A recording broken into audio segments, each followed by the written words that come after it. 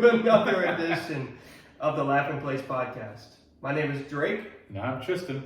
And we are here today to give you the top 10 Disney Animated Studios movies of all time.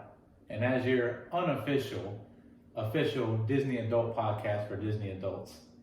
Brought to you by Childless Millennials. We hope that you along at home will maybe put together your own list and see if you agree or disagree with what we had to say on this topic. Because me and Drake racked our brains all week about this. Yeah, this has been so we recorded on Thursday of last week, and it's been since Friday that we've been running through this stuff. Oh my gosh. And we know that you guys are going to disagree with some of the things we say. Yeah. You're going to get upset that your favorite movie may not be on the list. That's the thing. This list is our own individual top 10s. So it's top 10 movies, animated movies from Walt Disney Animation Studios canon. There's no Disney Pixar movies, and it's our own personal top 10 favorites. Right. So we wanted to make that clear from the beginning that this is not going to be completely biased on both of us. It's not going to be in line with like yours. Probably. Yeah, and it's not based on box office sales or best songs, or it's our personal top 10. It's purely off of like what we enjoy watching. Exactly. Right. If your list looks completely different, that's okay. It We're should okay be with that it. way. But if it does, go to our social sites at Facebook and Instagram, the Laughin Place Pod, and let us know what we said was wrong. Like, how are we wrong? Let us know. Let us know where you differed in your opinion. Let us know why our number one was completely wrong or completely right. Absolutely. Or what movies in our list maybe you haven't seen. That's a good one too. That's one thing that we noticed throughout this was there was some movies that are part of the Disney Animated Studios canon that we weren't fully even familiar with. No, that I haven't even really heard the titles of. Like movies like Fun and Fancy Free, where they just put together these package movies and just threw names together. Yeah, those wartime era movies were just a bunch of packaged movies that were dark times. Yeah. Dark times. I'm glad we moved past that. Me too. So let's go ahead and get into this, right? So we'll start off with some news like we always do. We'll do our day in history, but we are pretty sure that this is probably going to take a while. So just kind of bear with us here. Yeah, if you're listening to this on your drive to work, or if you have a long drive somewhere, put this on and listen to us ramble. Absolutely. So let's get into this. Let's do it. This day in Disney history. I'll go first. 1945. Today is April 12th, to be clear. They were recording April 12th, 1945. An 18-year-old U.S. soldier. I'm sorry. A soldier? An 18-year-old U.S. soldier by the name of Robert Sherman is wounded in the knee while serving in World War II. Just weeks earlier, he had led half a squad of men into Dachau concentration camp, the first Allied troops to enter the camp after being evacuated by fleeing German military only hours earlier. The injury to his knee would force Sherman to walk with a cane for the rest of his life. For his service to his country, he received 2 battle stars, a combat infantryman badge, and an American campaign medal, and a Purple Heart. Wow. So, starting in 1951, Robert and his younger brother Richard will begin writing songs together. They are later to be known as the Sherman Brothers. So you see where this is going. I see. Notable history from the Sherman Brothers. They wrote Chitty Chitty Bang Bang, The Tiki Tiki Tiki Room, A Spoonful of Sugar, There's a Great Big Beautiful Tomorrow, It's a Small World, I Want to Be Like You from Jungle Book, and many other Disney classics. Wow. More than likely, if you know a Disney classic song, the Sherman Brothers probably wrote it. If you walked through Disney World and had a song stuck in your head, it's most likely written by them. Right. I can't tell you how many times I've heard people, or I've done it, we walk by, and Right. Yeah, oh gosh. I didn't realize they wrote that much. Yeah, they wrote a lot. And so I actually had no idea that Robert Sherman was in the military. Yeah. And so that was really interesting for me to find out that he was wounded in battle. And that's where, he kind of picked up his musical career. Wow. Yeah. So I'll pass the torch to you. What do you got? All right, my day in Disney history also being April 12th. Mine is as of last year. This day in Disney history last year, we lost comedian and actor Gilbert Gottfried. Oh, man. He passes away in New York City at the age of 67. I'm willing to bet he's in some of these movies in our top 10. Oh, he definitely is. Definitely. So, if you don't know who he is the voice of Iago the parrot in Aladdin in the 1992 film. He's also in The Return of Jafar and The King of Thieves, which are the sequel and the third movie. He began performing stand-up comedy in New York at the age of 15. He's known for speaking in a loud and grating voice, of course, that there's no voice. You can do impressions, but anytime he did a film or did anything and you heard that voice, you knew exactly who it was. You knew it was him. Right. He's almost, and I hate to put it like this, he's almost the voice of a generation. I would venture to say he's a generational talent. What else did he do? His voice credits include such TV shows as Hercules, Bear in the Big Blue House. Oh wow, that's a big one. The Emperor's New School, where the Emperor from the Emperor's New Groove goes to school, and The Replacements. Did you ever watch that TV show? Which one? The Emperor's New School. Oh yeah. Oh yeah, definitely. It was always on after we got home from school. Yeah, I always would watch it. Enough. Like at some point, it started playing early in the morning too on Disney Channel, and so I'd watch it like before I went to school. Yeah. Yeah, so it kind of switched there. He was also over at the New Amsterdam Theater. The cast of Aladdin on Broadway dedicated their performance to Gilbert Gottfried.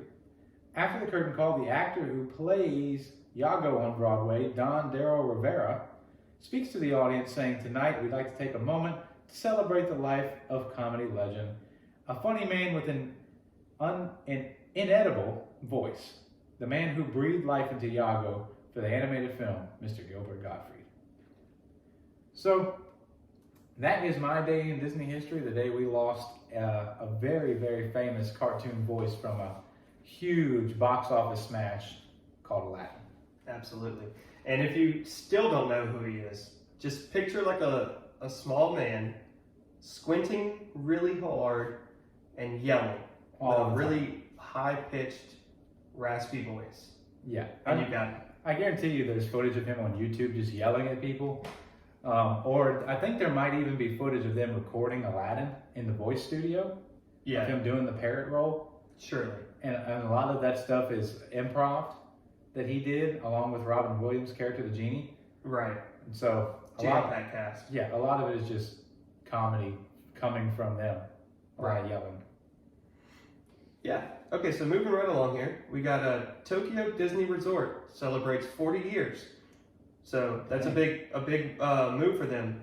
There's a lot of stuff going on. There's a new parade there, a lot of new merchandise, some new shows. So yeah, congratulations to Tokyo Disney Resort celebrating 40 years. I hope to get there one day. I believe Disneyland Paris is supposed to be having an anniversary, today, I think. Yes, I think they are like, is it like 36 or 41? One of the two. It's not a 35, it's not a 40, but it's like one after. Right. They turned 25 in 2017. So okay. That happened to be on my day in Disney history scroll through. Yeah. Very nice. So congratulations to that. Big news on the lake in Epcot. One taco bar just going.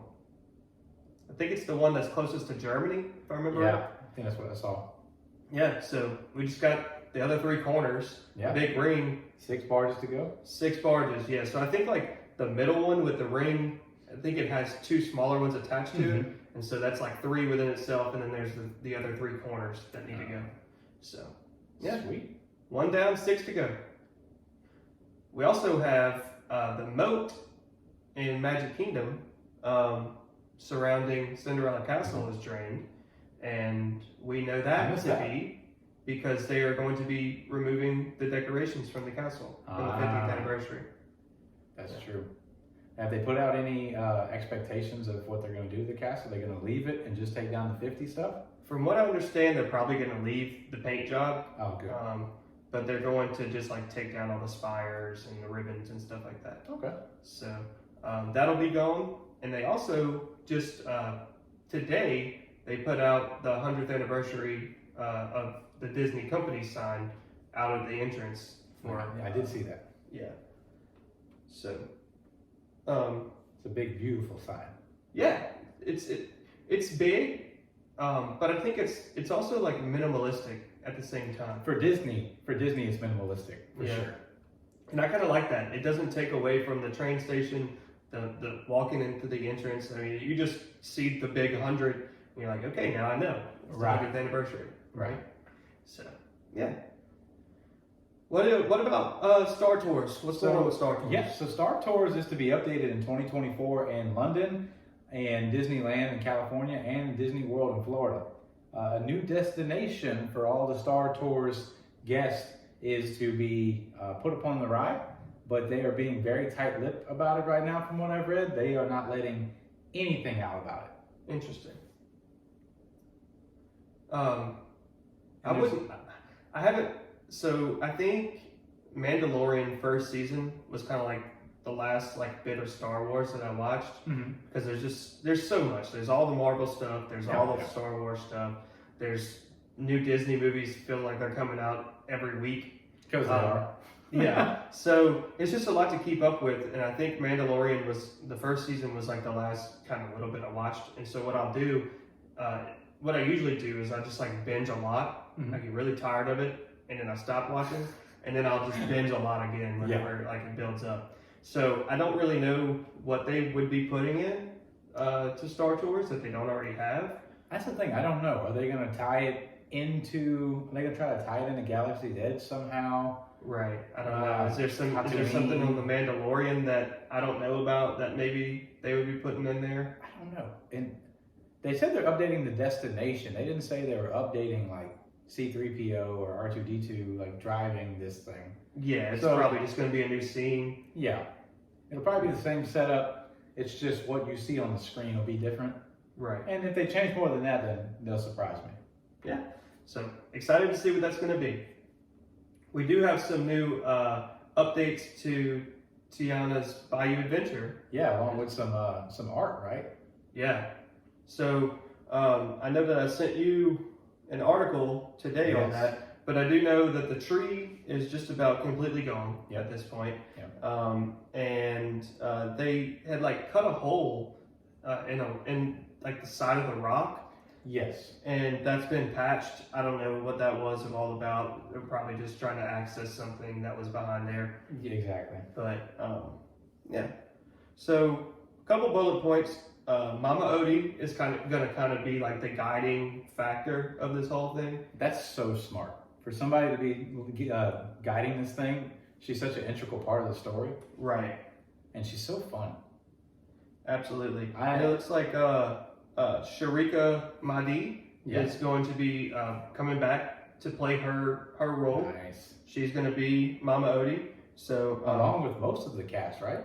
I think so. I would imagine. From what I read, I think most of the original cast from the movie is coming back to reprise their roles. Yeah, I think you're right. I feel like I read that as well. Sweet. Yep. So we've got a couple things here. Brand new cast of original Disney characters with distinct names and personalities. To me, this means that they're just like repurposing animatronics that were already in there with Splash Mountain. Yeah, they're probably going to redo like some of the banjo playing frogs that they already had. Yeah. Why wouldn't you reuse them? You would have like a porcupine that plays on the turtle. Drums on the turtle. Yeah, I mean it's almost the same theme, right? The same like style. Just change it to like a Nutri-Rat or something. Yeah. So just a possum playing the spoons in the corner. Right.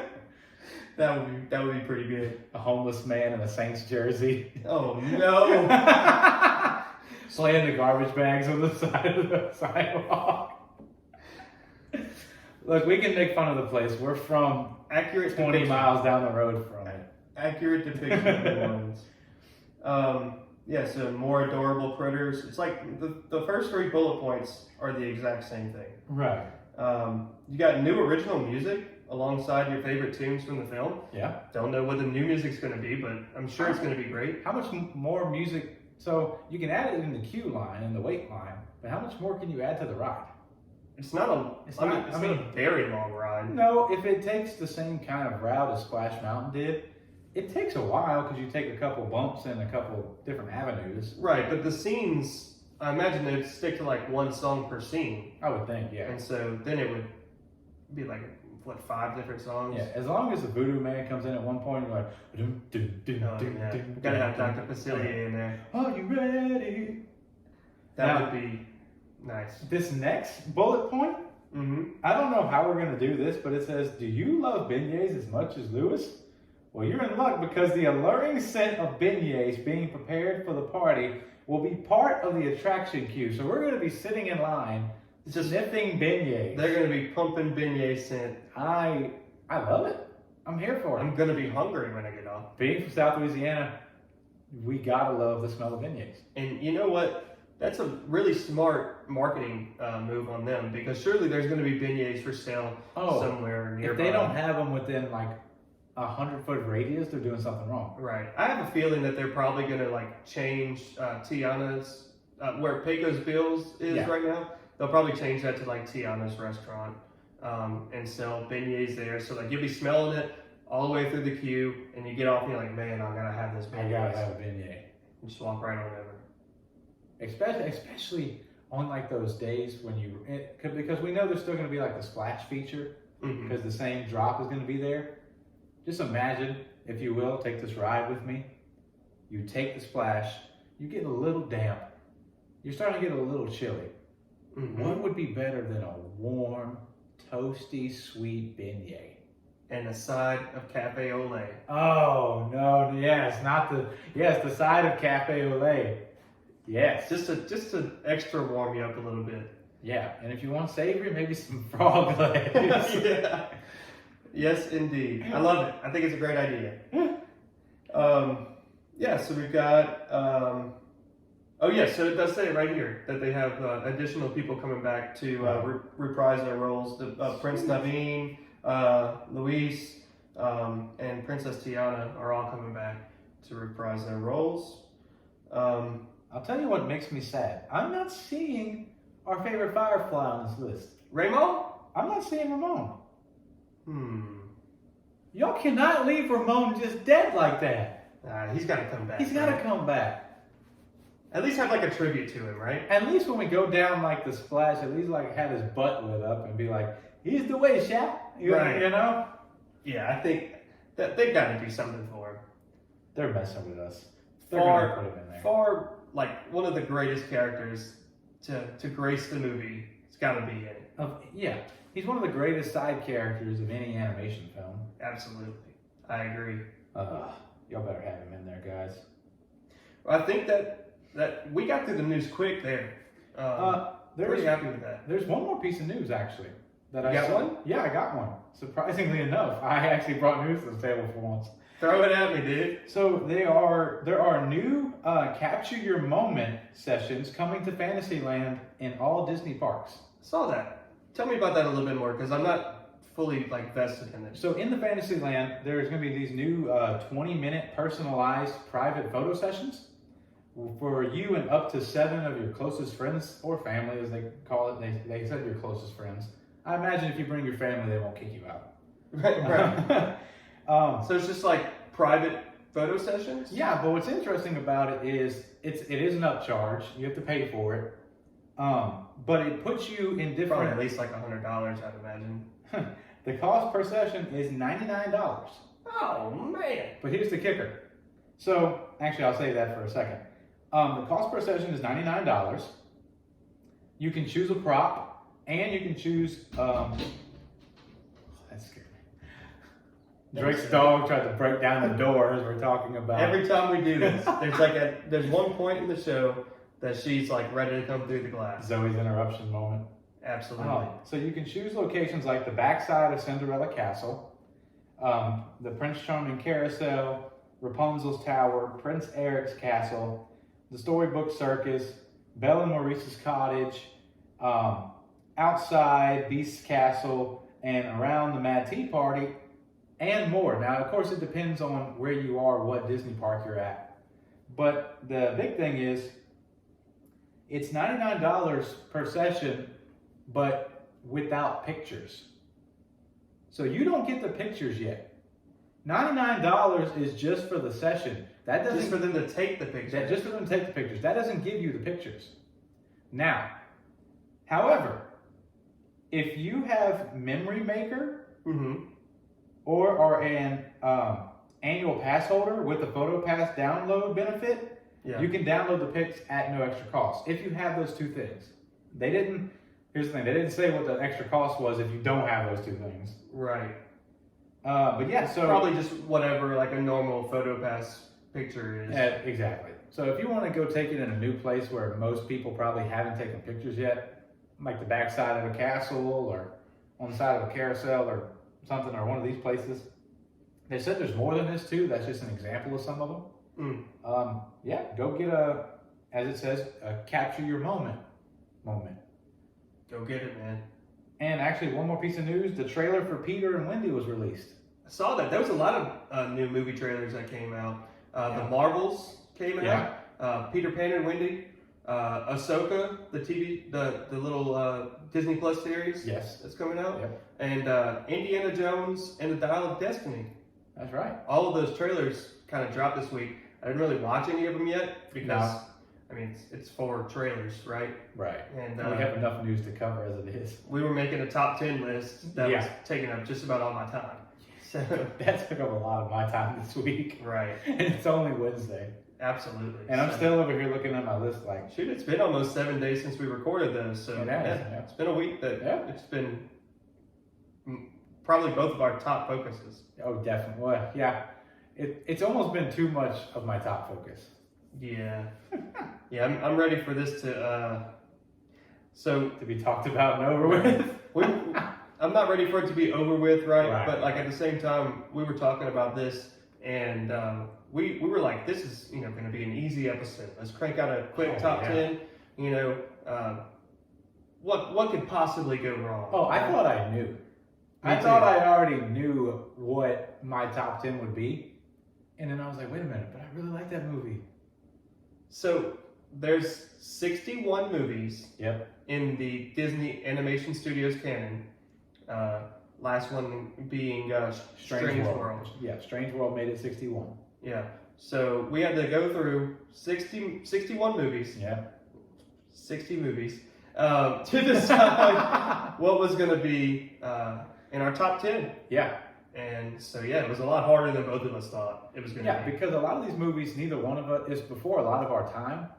And so some of these movies, I wanted to be kind of, I wanted at least to give some of these movies a chance that I would have normally never seen.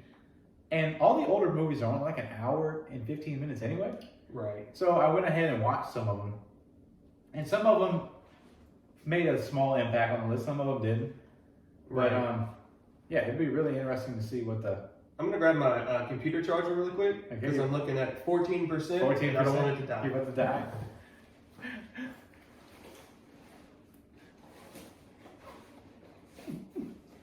If I can find it. If you can find it, yeah. There it is. There it is. All right. We saved the day. The podcast is not going to go up in flames. Got some nifty outlets. Got sideways outlets.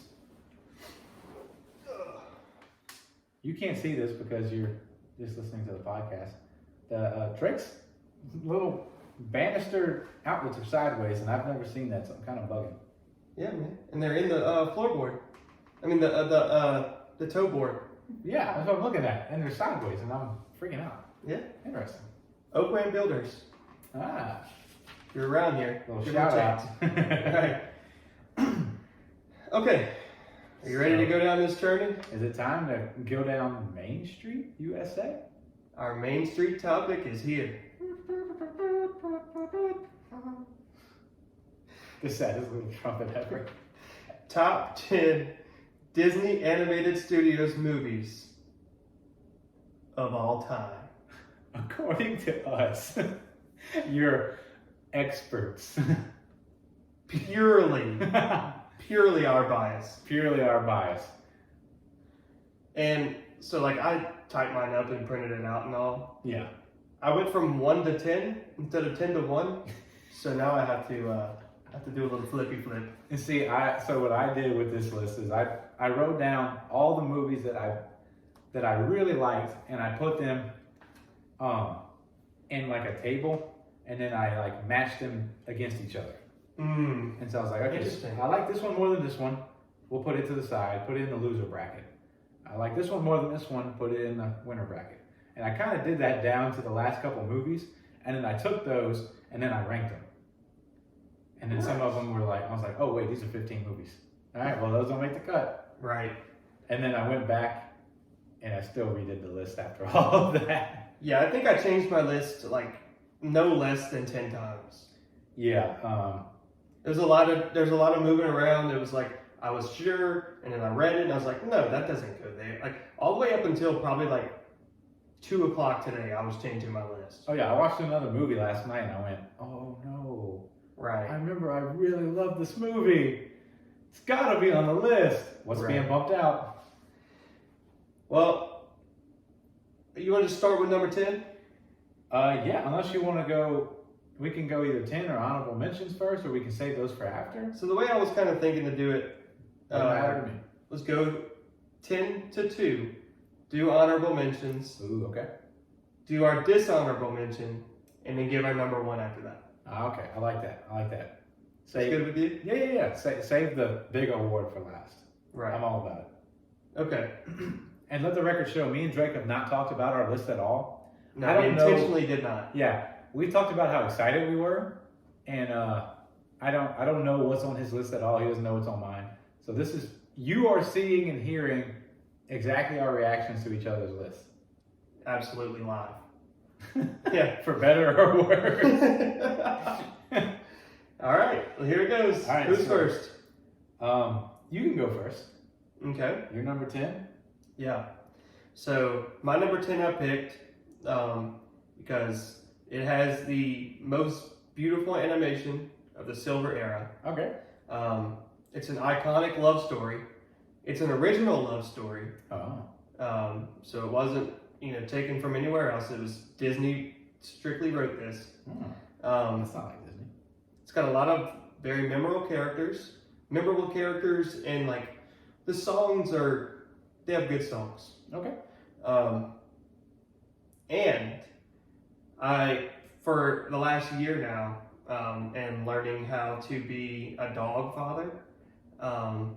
And so it really pulls on the heartstrings of a dog owner. Okay. Because you see the life of the dog through their eyes. And so, There's 2 directions this could go. without further ado, my number 10 is Lady and the Tramp. Ah, okay. I was getting Bolt at first, and I was like, is he going to go Bolt? No, Lady and the Tramp. Okay, that is a classic. That's a good one. Did that make your list? No, Not on your list at all. it's not on my list. Okay. It's not on my list. I'm going to get some flack for this. I really am. I just, like we said at the beginning, they're going to be different. Yeah, but there's a few on there that most people would put on their top of all time that are not on my list. And I'm going to get some flack for it. All right. Well, let's see. Number 10 on my list is a movie. Actually, we've already talked about it once or twice today in this podcast alone. It's getting its own ride. My number 10 is Princess and the Frog. So Solid pick. it has a great cast, obviously, a lot of great songs. Reason it's my number 10 is, simply I've seen it a lot of times, but all these other movies are like childhood impacts to me. This movie came out in like 2009. So it doesn't We have were like almost in high school at that point. right. So it doesn't have that same like childhood lore that some of these other movies do have, and of course it's part of my bias. But Princess and the Frog definitely had to be in the top 10 with the killer characters. I mean, I just almost cried over Ramon and Louis, the trumpet playing alligator, the frogs, Prince Naveen.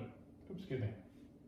The had a little cola burp there. Yeah, the Coke wanted to speak too. Yeah, it wanted. Yeah, it was like, yeah, this is why you're wrong. But yeah, so it has really great characters, great songs. Absolutely. One of the creepiest backhanded villains. I mean, Dr. Facilier. Yeah. But yeah, it made my number 10. Nice. Well, I will get shot down for this. Your number 9 you'll get shot down for? No, I just was going to say that Princess and the Frog actually didn't make my list. Okay. All right. So right now we have 100% different lists. It's just so far 100%. The thing is, Princess and the Frog is one of those classic fairy tales. Absolutely. But it took such a story and a culture that needed to have its own story. Right. And when you start thinking about it in that context, I was like almost in tears. And then I don't disagree with you. No, and let's be honest. We're not going to get another Louisiana animated film. No, we're not getting another one. What does Ray say in that movie? He's like SWAP 101 or Louisiana 101. Yeah. Never take directions from a gator. Or anybody. Disney probably won't take directions from a gator. No, or anybody who uses Waze. I'll get a lot of flack for that. I actually like Waze. I hate Waze. I use Waze. It always puts me in the wrong place. It always helps me out.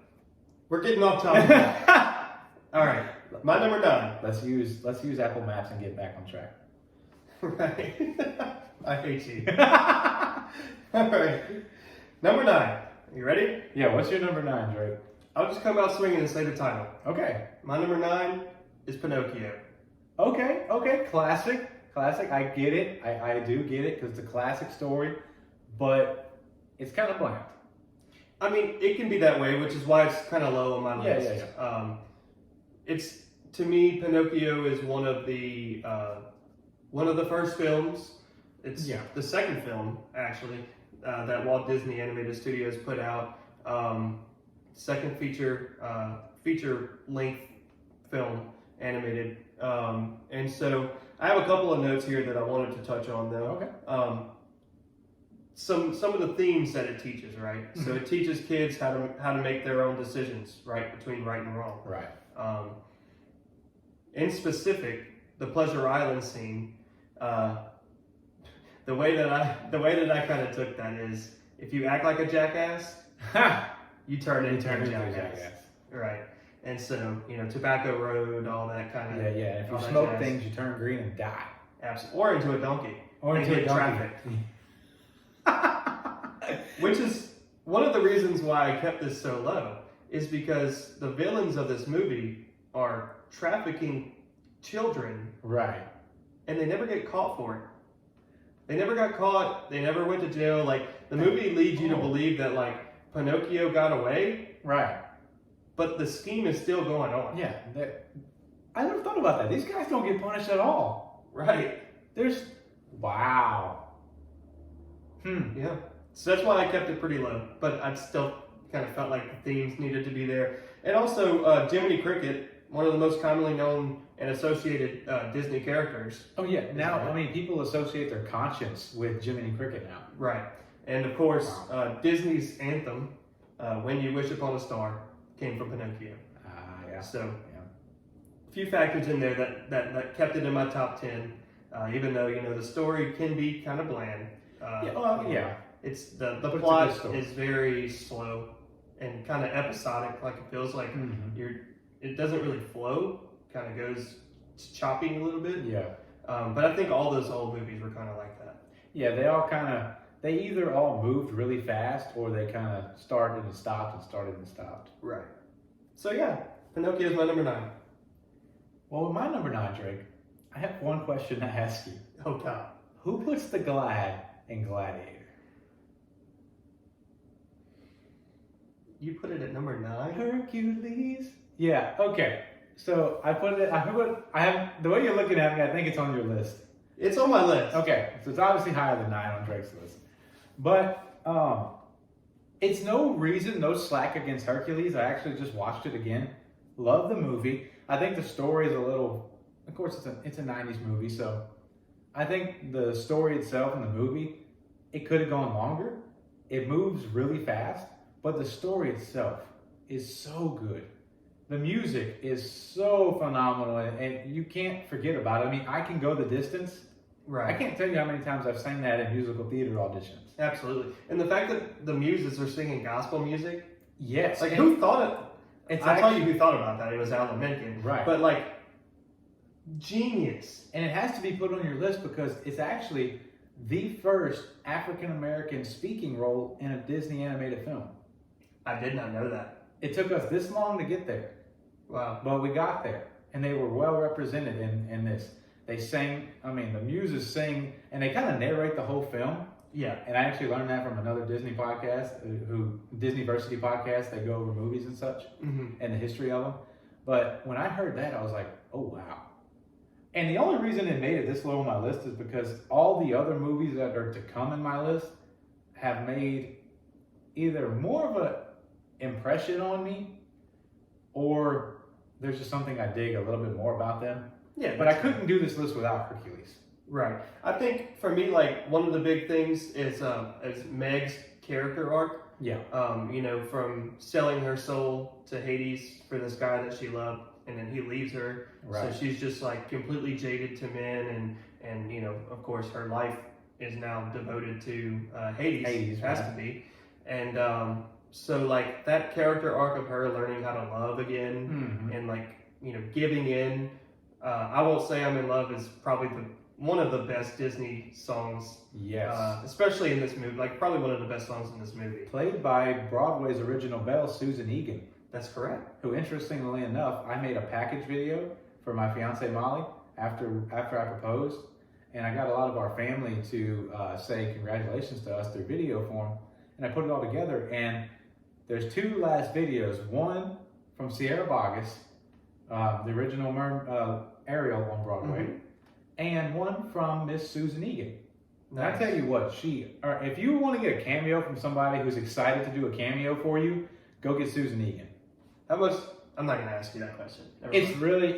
She earned that money. Yeah. She earned it. I was looking at some cameos the other day, and I was looking at the prices of them, and I was like, these people are proud of their likeness. I will say, Susan Egan is less than Sierra Boggess.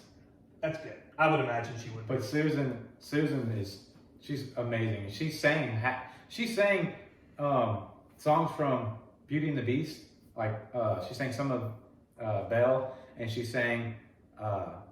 actually sang I Won't Say I'm in Love. But she did a rendition of it because I proposed, and she was like, whoa, I will say you're in love. Except she did it much better than me.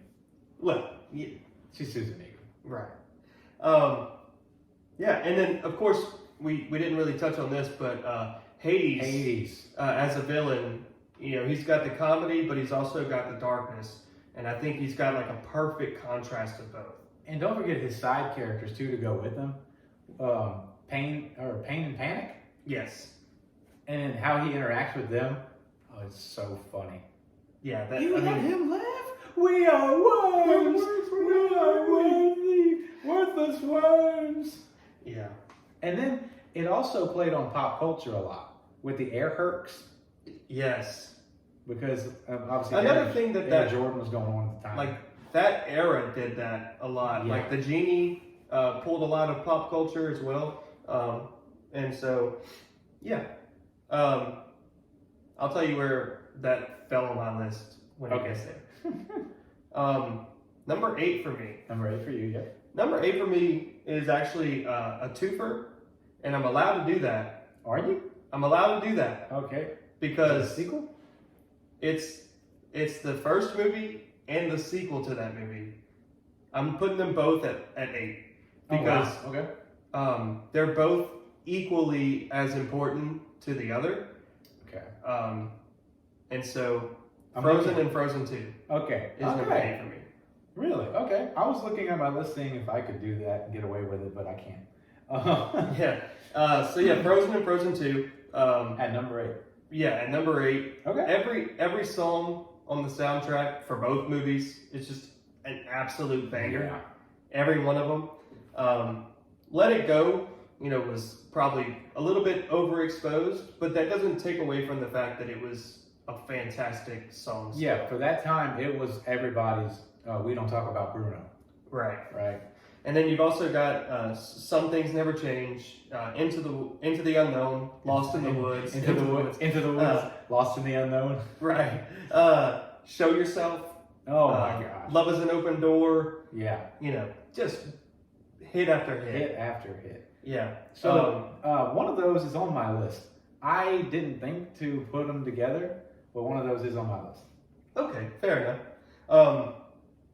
Another thing that I liked about it was not so much in the second one because there is a love interest there, but I did like the fact that like the act of true love was the sisterly bond, and not like the traditional, the prince kisses her and wakes her up type thing. Right.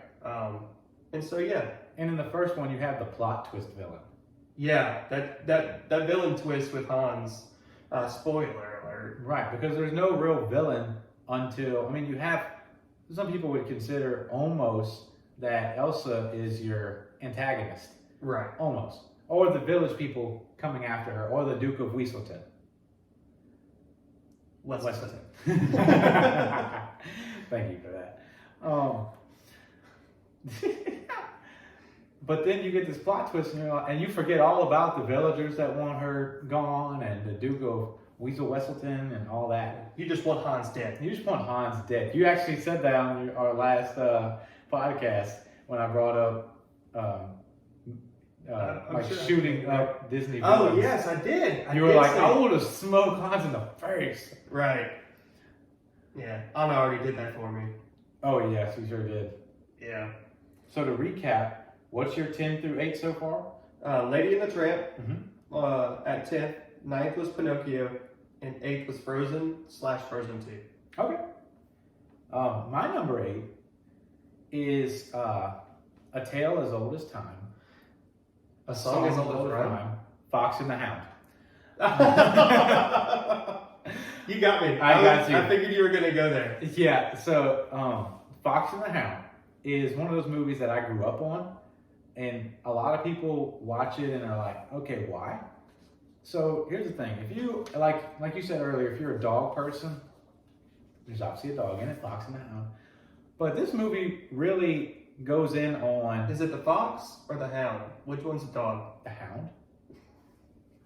Are you serious right now? Okay, thank God, dude. You should be an actor. So. Did you actually? I thought, I was like, does he not know? Oh my gosh. But you should have seen your face. You look very concerned. I'm good at that, right? Yeah, you are. So you have Copper and you have Todd. Quick synopsis, because a lot of people haven't seen this movie. Todd, actually you have almost a Bambi moment, but it happens in the early moment of the film. Todd loses his mother to the main antagonist of the movie, which is a hunter named Amos, who lives next door, who raises a dog named Copper. And Copper, the hunting dog, befriends Todd the fox. And this movie, I think it actually was like a little bit ahead of its time, because at the end of this film, the two best friends don't really live happily ever after with one another. The main character, Todd, he finds love in the forest when he finally realized he can't live a domestic life because he's a wild fox and there's people that want him dead. Right. And then the hunting dog, Copper, realizes, well, he's not getting out of this hunting dog situation. Not alive, at least. Not alive, at least. And so they go their separate ways, but with happiness for one another. Yeah. Knowing that they can't be friends in person, but they can be happy for each other far apart. And you don't see that in a whole lot of movies. Usually it ends up with a nice little bow. Yeah. And also there's the woman who raises Todd. When the hunter is trying to get Todd early on in the film, she takes his shotgun and blows a hole in his radiator. Oh my gosh, can you talk about badass women for a second? This old lady takes his shotgun, blows a hole in his radiator, and is like, don't go near my baby fox again, you old coot. That is not the scene that I thought you were about to bring up, though. I thought you were going to talk about whenever she drives him into the woods and drops him off. I don't talk about that scene, Drake. That scene hurts too bad. Bro. I feel like this entire movie... It all hurts so much. From the beginning of this movie to the end of this movie is just completely designed to just like rip my heart out and stomp on it. And see, that's why it had to be on my list. Any movie that like makes me feel something strong enough for tears or goosebumps or like, oh wow, and not just for like, oh that's funny or oh wow that was good. Yeah. But this movie makes me feel things. I don't like want to voluntarily cry. Like the rewatchability for me is kind of low because I don't want to like voluntarily watch a movie that's going to make me like cry my eyes out. Right. And so like I'm good watching it like once every couple of years, right? Just to refresh my memory on it, make sure I'm still good. I get that. But that's why it was one of my honorable mentions. Yeah, actually. And I've watched it my whole childhood, so I'll go back and watch it kind of knowing what happens. Yeah. So I tried not to get too invested in it, but and you still do. I still do. I had a dog. I had a couple dogs growing up, so I kind of feel for the dogs and the fox. So that's my number 8. We've all had friends, right, that we made friends with, and like this like social norms didn't allow for that. Right. Yeah. Like whatever your surroundings are. Yeah. Whatever your upbringing or. Maybe even where you live. Right. Like these two friends, they grew up house next to house. Right. Sorry for that loud noise. But yeah, I think that, even though it's a dog and a fox, like you can relate to that story. Right. In your everyday life. Yeah, because it's interesting because towards the end of the film, they kind of are trying to almost kill each other. Right. Because their wildness kind of takes over. Copper. Yeah, but doesn't Todd like kill? So he doesn't kill. What happens is that there's an older hunting dog who trained Copper named Chief. Right. Chief is trying to kill Todd. Right. And Todd moves out of the way, and Chief gets hit by a train. Fox. Yeah, because he's a sly fox. Right. He's a sly little fellow. And Chief gets hit by a train. Yes. But Copper sees Chief as like a father figure, so he blames Todd. Yeah. And Chief actually survives. Really? Yeah, he just ends up... I remembered him actually dying. He dies in the book. He doesn't die here. I need to rewatch this movie. If you go back and rewatch it, you see him in the next scene and he has a cast around his leg. I feel like he should have died because it would have made the moment a little more impactful. Yeah. I need to rewatch the movie then. But yeah. But they fight over it at the end, and then a bear comes and tries to kill them both, and Todd saves Copper's life. Yeah. And so Copper then, in return, saves Todd's life later on, and then they go their separate ways. Yeah. Realizing they can't be friends, but they can be. Absolutely. So to recap, my top 10 so far is 10, Princess and the Frog, number 9, Hercules, and number 8, Fox and the Hound. Great. Let's jump into number 7. All right. My number 7 is arguably the funniest Disney animation film that they ever created. Okay, be careful how you tread, my friend, because I might agree, but I might not agree. My number 7 is The Emperor's New Groove. Okay, I can get that. Yeah. Oh, mainly because of Kronk, though. Yeah, no, it's just packed full with humor. Yeah. Yzma and Kronk are like the dumb, stupid, hilarious villains. Like they're... Pull them about Kronk? Even though Kronk like isn't even really a villain, he's just stupid enough to follow around with Yzma. No, he's like a big, buff, goofy henchman kind of. Right. Pull them about Kronk? Wrong lever! And then they go down like the Disney World roller coaster. Yes, I am sad to say this was like number 11 on my top 10. It just missed the cut because I had to put these other movies in. I just had to, and I could have lived without Emperor's New Groove in my top 10. That's fair. The music really isn't that good. Not really that memorable. I think like the only good song was like the intro song. Right. I mean, the animation and the color schemes and all is what really is cool about this movie, and then the cast in it and the voice. David Spade is absolutely hilarious. Oh my gosh, yeah. Yeah. Coke speaking again. I got the Coke burps again. I picked it purely because like it's just completely enjoyable to me. I'm like laughing the whole time. Yeah. I think it's a hilarious movie. It really is. And so that's where it comes from for me. I love watching the trailer, and both Cusco and what's the other guy's name? Pancho are both tied to a log. Pancho. Yeah. Pancho. They're both tied to a log, and they're about to. Yes. We're about to go over a huge waterfall. Yep. Shark rocks at the bottom. Yep. Bring it on.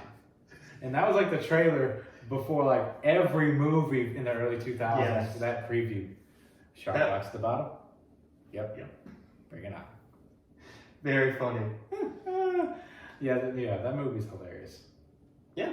So number 7 for me. I guess we're doing like a recap every time now. We don't have to. I mean, unless you want to. We'll roll with it. We can recap the ones we don't think they've heard of as much. Let's go at like 5. At number 5, we'll do another recap. Oh, of like how many numbers 10 we're at? yeah. Okay, that's cool. Yeah. So my number 7 is about a Disney princess. We finally see a Disney princess come back on my list. I still haven't had one yet. No, I did. I had Elsa. You did. You actually had 2. Yeah. Anna and Elsa. Well, actually, Elsa's the queen now. Well, Anna's kind of a queen too now too. Yeah, queen, slay. So in this movie, the situation gets a little tangled. Yes. So Tangled makes number 7 for me. I think the colors are beautiful. The cast is so well put together. The music is beautiful. I mean, starting from the intro song, When Will My Life Begin? Mm-hmm. Not began. I see the light. Oh my God. That whole scene, right? The whole land is beautiful. And Tangled has the nicest bathrooms in Frontierland in Magic Kingdom. Very true. The nicest bathrooms. If you don't know what I'm talking about, sneak away and go to the Tangled bathrooms at Magic Kingdom. You know, that's like a thing now, right? But at the whenever they first built the Tangled bathrooms, like all the Disney fans were like, "Oh man, I can't wait to see. I want to go to the bathroom over there." And like, if you weren't a Disney fan, you were looking at them like, "You guys are excited about bathrooms? Like really? Cringe?" Yeah, it's so cringy. It's so cringy. You like bathrooms. But anyway. Yeah. But great themed bathroom area in Fantasyland. Yeah. I wish that they could get a ride, maybe. Let's up the bathrooms. Let's ride her hair. Right. And I will say I love Rapunzel's slide. Rapunzel's slide. Yeah, that'd be fun. Now she's got that like Karen bob. She cut it all off. We're gonna call it the Karen bob, but speaking of Karens, we have in a newer film a Disney villain falling and plummeting to their death, kind of like in the Disney Renaissance they all kind of did. Yeah. And she becomes old and decrepit in a kind of creepy way and falls to her death. And you kind of almost cheer. Mother Gothel. And See you later. Still, witch. Witch. Still seeing some of that dark side of Disney kind of really made me happy to see. It was just such a new, modern version of those old school kind of Disney princess movies. Yeah. Right? It was just beautiful animation, like you said. They like upped the bar. They were the first like fully computer generated Disney animated studios movie. Yeah, I believe so. Yeah, and they knocked it out the park. Oh yeah, and then you can't forget about the old man in the diaper. Yeah. Yo, my lady, all right, so I'll drink water.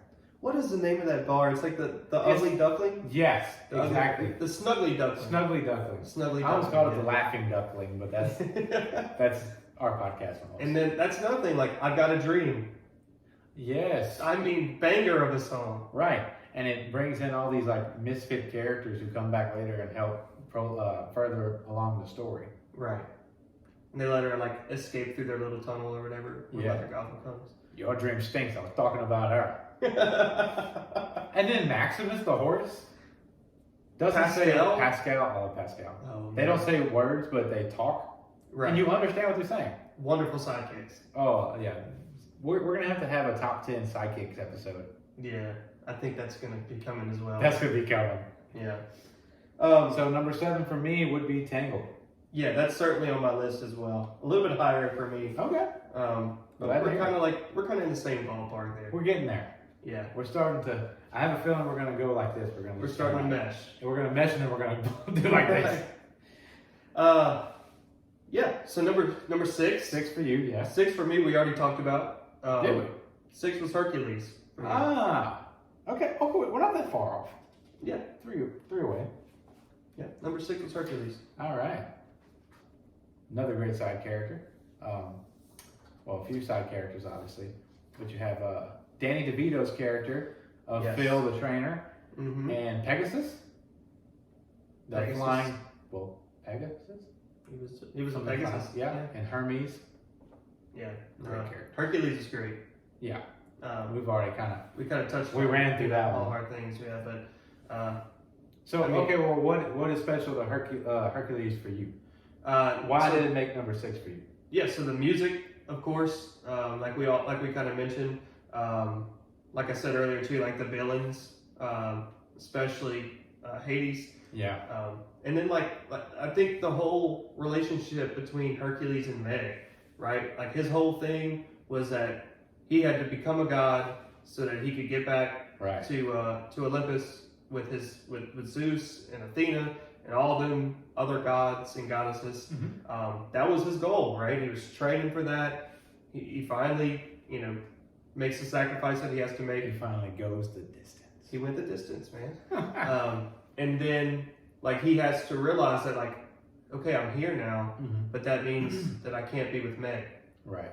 Um, Who had already sacrificed her life to save him at one time in the film. right.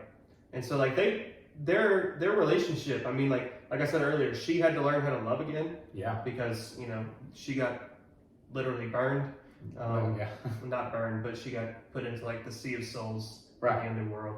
Well, Well, the that- same thing as getting right. burned, right? Right. Well, Hades explains that she sold her soul for this man to save this man's life, and then the man left her for another woman. Right.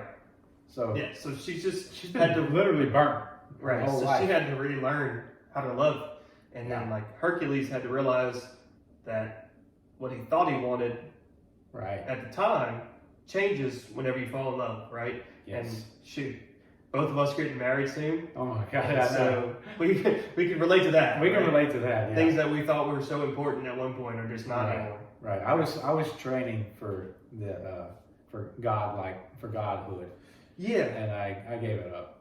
Yeah. Once you get to that point, then it's like what?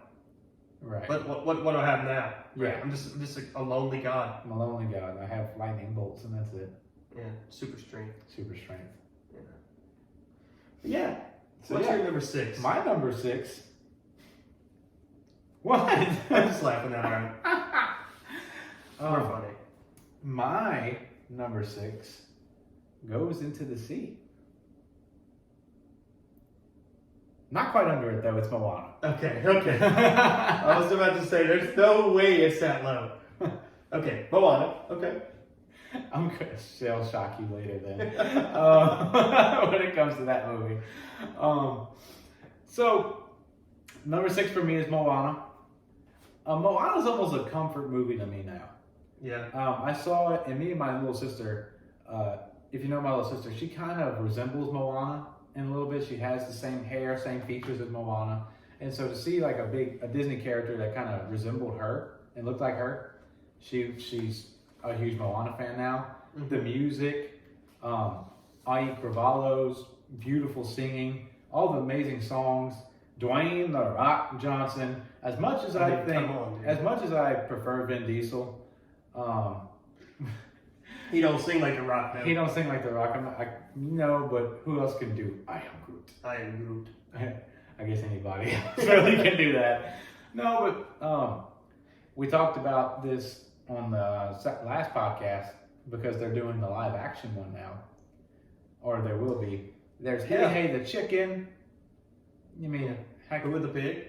Pooh the Pig, and then the beautiful story about why's my phone blowing up? The beautiful story about like the heart of this island goddess being stolen, and now she's heartless, and all she can do is be angry until they restore her heart, and then her inner beauty from her heart being restored comes out, and oh my gosh! And so Moana sings that song.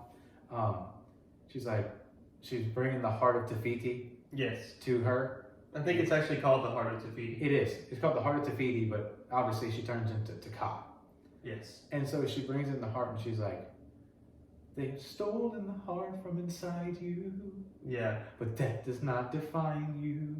Tears. Do you know who you are? I know who you are." And I'm like, oh my gosh, I'm over here just like, she knows who she is.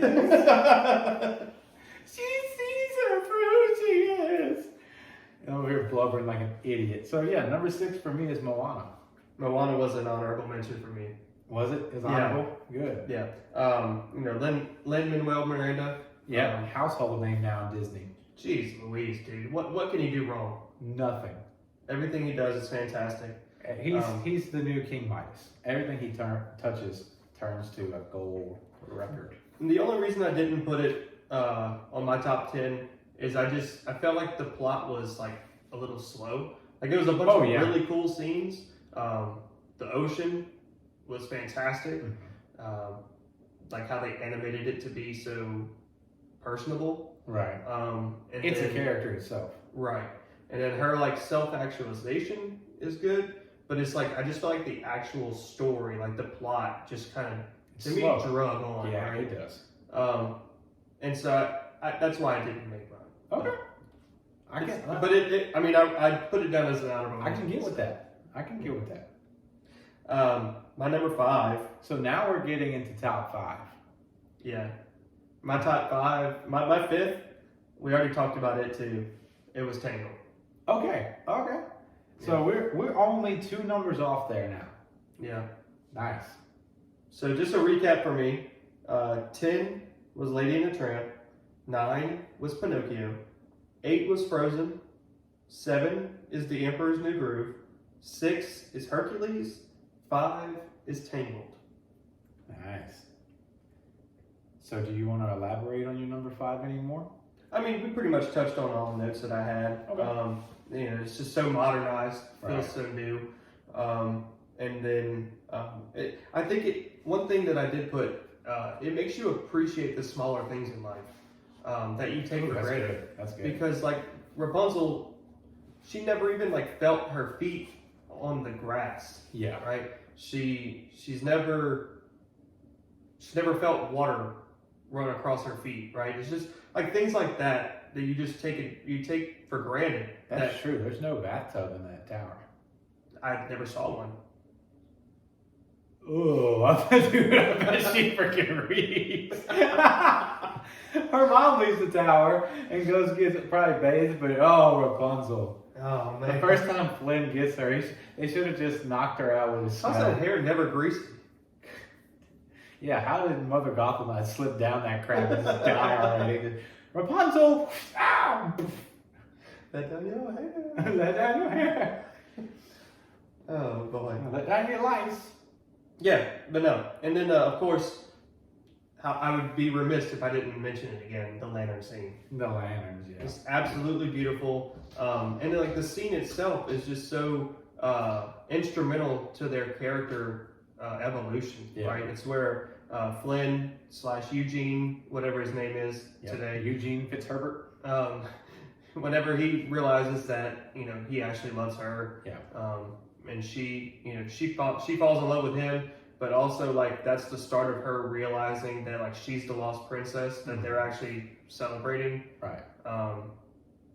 That scene was like the climax. It was the turning point of that whole movie. And bravo to Disney keeping both parents alive. Yes. Thank you, Disney. Too bad we can't have them in the hall. Nope, we can't. But we can have Mother Gothel. She's a stepmom. I mean, I guess you're right. I kidnapped. I mean, she never really adopted her, did she? I mean, It's I not don't know legal what documents. the adoption laws are in Corona. Good point. Which ended up being a horrible name for a kingdom. They didn't know it at the time. I think they were like drinking some Coronas Probably. whenever they made it, right? Like, oh, not Mickey, this would be a great name for a kingdom, you know? Right. All right, so I guess my number 5. Yeah. So just to recap, Princess and the Frog, number 10 for me. Followed by Hercules at 9, Fox and the Hound at 8, Tangled at 7, Moana at 6, and 5 is for all of the people out there who are strangers like me. Nice. I'm talking about Tarzan. Yep. Tarzan was a huge movie in my childhood. I watched it all the time. So much where I, just like every other kid, I would climb things and want to be Tarzan. And so, I hate that they made a live action and that it was garbage. That made me very upset. Much like everything that they're making right now, Yeah, live action. Quit, Disney, quit it. Not everything has to be live action. Unless your copyright's running out and you got to redo it. Right. Don't do it. So, Tarzan was a huge part of my childhood. They even had like the online game that came out with the movie when it came out on VHS. Mm-hmm. Another great pair of Disney parents that go across the sea and die. Yeah. In the same way that Anna and Elsa's parents do. Yeah. Both dads have a mustache. I know this theory that you're going. You know this theory. And I keep hinting at it because I want us to one day have a theory episode. But no, it's just it's a great movie about a kid basically who knows he's out of place, but constantly tries to fit in. Mm-hmm. And no matter what he does, no matter what he is at heart, people still treat him differently because of his outward appearance. And then Jane comes along, this woman that he ends up falling in love with, and he doesn't fit in with the human world either. Right. He doesn't fit in with the world of the gorilla, but he also doesn't fit in with the human world. Exactly. He has no place to go to, and he doesn't fit in anywhere. And I think all of us as humans, as people, have felt at one time where we don't belong anywhere. Mm-hmm. There's no middle ground for us. We're either making our gorilla dad upset or making the humans upset and they want to shoot us. Right. Also, one of the darkest Disney villain deaths ever, if you catch it. Clayton. Also, if your name's Clayton on there, out there, forgive me for what I'm about to say. Very douchebaggery Disney villain name. I'm sorry. Sorry to all the Claytons. Sorry, Clayton. Sorry to all the Claytons that just disliked us. That is a good villain name, though. It is. It's such a I can't see a Clayton being a hero. Forgive me. It doesn't sound like a villain. I mean, it doesn't sound like a hero name. No, forgive me, Claytons out there. Claytons of America. Right. But Claytons of America. COA. So, but Clayton is trying to kill Tarzan and these other gorillas, and he's kind of like other Disney villains where he gets tangled in his own web of destruction and literally gets tangled in vines and accidentally hangs himself. And in the lightning strike that happens, you can see the silhouette of his hanging corpse. Disney, that's so dark. This isn't back in the 40s or 50s where they could just behead a cartoon character and be like, ha ha, look at the blood. Right. This is 90s. And kids are watching this. They did it very discreetly, though. They did. Very quick. They did it very quick. And then there's also great characters. The elephant, what was his name? Tontu. Are you sure this water is sanitary? It looks questionable to me. Yeah. And then the first villain of the movie kills his parents, the cheetah jaguar thing. Yeah. And it's just Rosie O'Donnell's character. Rosie, oh my gosh, and that song. Every Phil Collins movie to me is like the soundtracks are bangers. Like Brother Bear. Oh my gosh, Oh. yeah. Terrible movie. Bomb I was soundtrack. about to ask, you didn't make your list, did it? No. Tarzan. I mean, the music is just. Whenever they bring in those guest musicians like that, much like another movie that we'll probably both speak on at some point. Maybe. But no, the Phil Collins choice, fantastic. So smart. That man, He doesn't miss. he could sing me to sleep. He could. He does. Yeah. So that's my number 5. Okay. So now we are getting past top 5 now. Yeah. We're almost at podium. We're almost at the podium, but we're at number 4. So for me, my number 4. Is it one we've talked about already? No, we haven't talked about it okay. yet. If you would have asked me as a kid what my favorite or like top one ever would be, it would have been this one. Okay. It's just quintessential Disney, right? It is The Boy Who Never Grew Up. Ah. Peter Pan. Okay. And like, I don't know, for me, even still now, like, I don't know, I've always been like a little bit immature for my age, I would say. Like socially sometimes I'm just goofy, right? Yeah. I'm childish sometimes. And so, I don't know, that kind of, like, that story just kind of resonates with me, like, never grow up, right? And so, I love that movie a lot. You know, it's very pretty. The Judd Conlon chorus,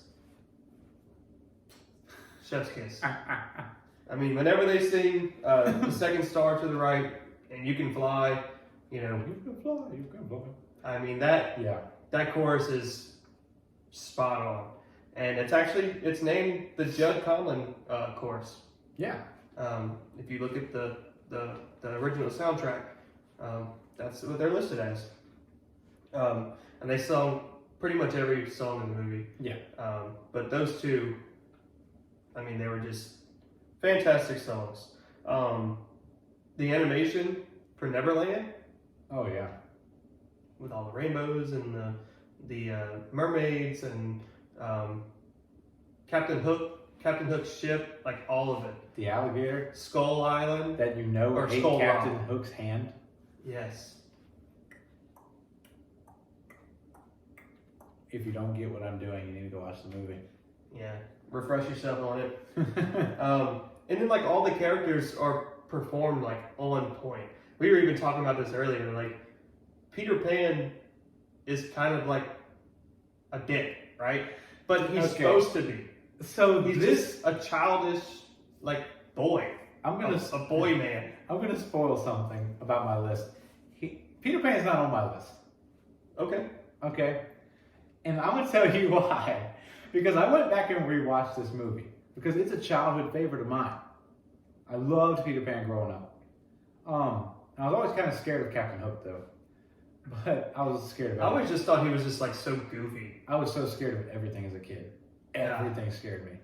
So, like even just Mr. Smee was just, I'm sorry, just hilarious. So hilarious, especially when he shaves the seagull's butt. Yeah. And you see his little butt cheeks, because seagulls have butt cheeks. Apparently. But like everything scared me as a kid. Like I don't know if you remember the short that would happen before Bug's Life with the two old men playing checkers. Yep. Horrified, scared the living hell out of me.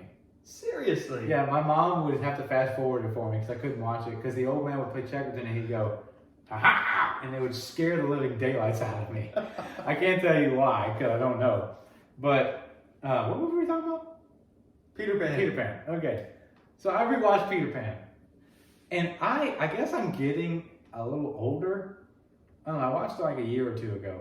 And Peter Pan annoyed the snot out of me.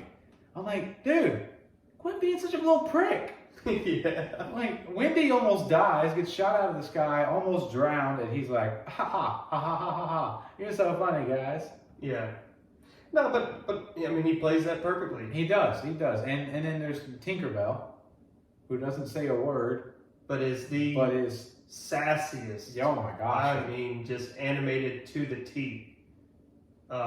Wonderful. And I love the little adage that they added into the film. You don't realize it in the animation, but there's like a write-up somebody wrote about fairies, like Tinkerbell, that says they're so small they can only feel one emotion at a time. So that's why when she's angry, she turns completely red. And when she's happy, she turns completely like golden.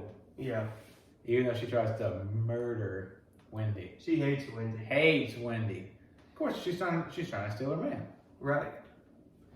But yeah, Peter Pan, just quintessential Disney classic. Couldn't think of a better Disney movie, like, for my childhood to grow up watching. And it's had its own ride forever. Wendy also, like, learning, like, you know, the whole reason they went to Neverland was because she didn't want to leave the nursery. She didn't want to grow up. She wasn't ready to be a big girl, right? But then she learns, like, how important it is to be mature. Right. And how, like, you can still have, like, some childish features or some childish childlike attitudes. imagination. Right. But it's important for you to be mature, especially for her brothers, so she could kind of, you know, not be the mother of them, but, you know, be that figure. Which, funny enough, she ends up at Neverland and immediately becomes the Lost Boys' mom. Right. Like, oh, I'll be your mother. Right. Your mother and mine. Like, we never had a mother. Like the little chunky dumb one. I can't remember his name. The Lost Boys. Yeah, he's like, we never had a mother. We just tried to drown her. That's what he sounds like. He does. I can't remember his name. It was like Bam Bam or Ding Dong, or whatever his name was. Their names. But yeah. So that's number 4 for you? Yeah, Peter Pan, number 4. All right. We've talked about this movie earlier, but because I couldn't separate the two. Ah, okay. But this is going to be a little surprising. Number 4 for me is Frozen 2. Frozen 2. To me, Frozen 2 is the better movie. So the reason being is they actually go back and they tell the actual story of what happens to their parents. I love a movie that you don't have to. So I like having to try to. I like being able to have hypothesis about why things happen. But if you could give me a movie that explains all of my theories, like if you've listened to this podcast, you already know I have weird ass theories about why certain things happen in Disney movies. But if you give me a reason to tie up all of the loose ends that are in my head, like, okay, they got lost in an ice storm, but they were trying to find, why did they go on the boat? They were trying to find the answer to Elsa's powers and how to help her. And through that, she finds the true answers inside of her. Let's not forget the bangers of songs. Lost in the Woods, that's like an Argo Speedwagon. Yes. 80s. 80s ballad. Ballad? Yeah. Oh my gosh. I saw that in the theater and I was like, this is amazing. I'll say that, like, my first reaction was like, what is this? What is going on here? But the song is just a banger. It's so good. Jonathan Groff plays Kristoff, and he does all the singing and the dialogue, and he is the original King George from Hamilton, and I think he was on Glee. I imagine, yeah. I think he was on Glee. Yeah, he was on Glee.